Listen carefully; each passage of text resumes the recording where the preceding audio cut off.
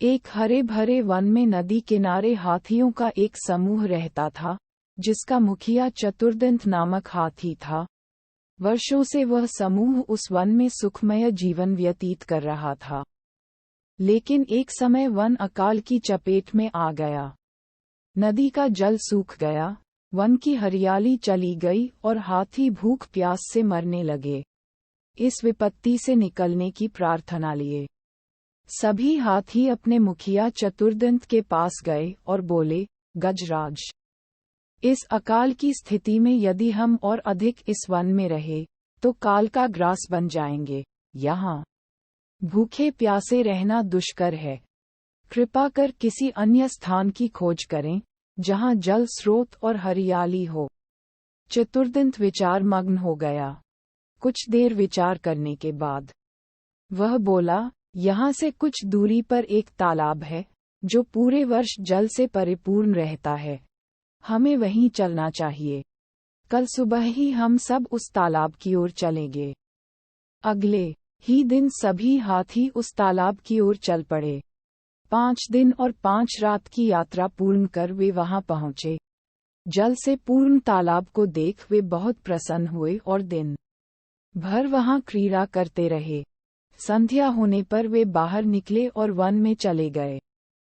तालाब के किनारे खरगोशों की बस्ती थी, जिसमें उनके बहुत सारे बिल थे।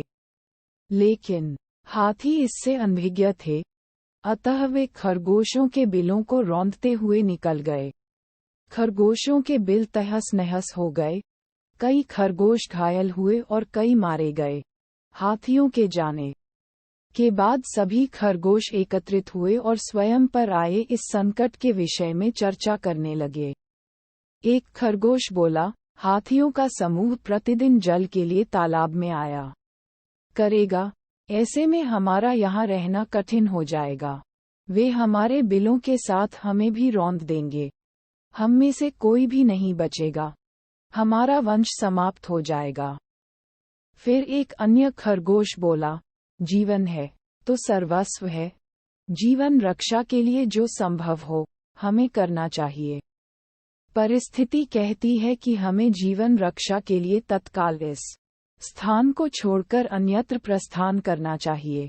खरगोश अपनी भूमि छोड़कर अन्यत्र जाने के विचार से दुखी थे। उनका दुख देख लंबकर्ण नामक खरगोश आगे आया और बोला, हम वर्षों से इस भूमि पर निवास कर रहे हैं। हम अपनी भूमि क्यों छोड़े?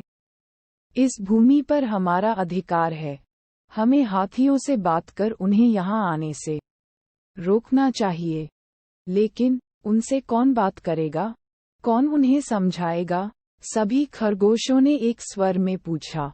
मैं उनसे बात करूंगा और यहाँ आने से मना करूंगा।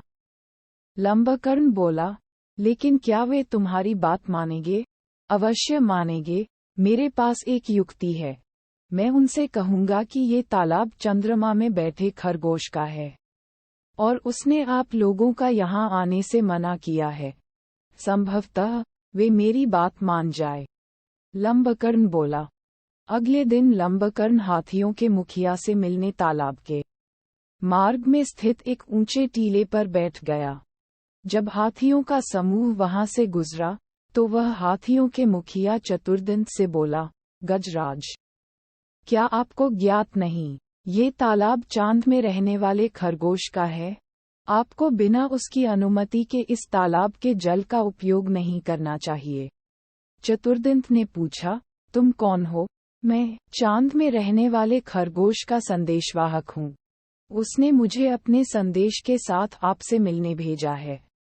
लंबकर्ण बोला, संदेश क्या वह है? चतुर्दंत ने फिर से पूछा। संदेश है कि इस पवित्र तालाब में चंद्रदेव का वास है, इसलिए तुम लोग इसके जल का उपयोग नहीं कर सकते।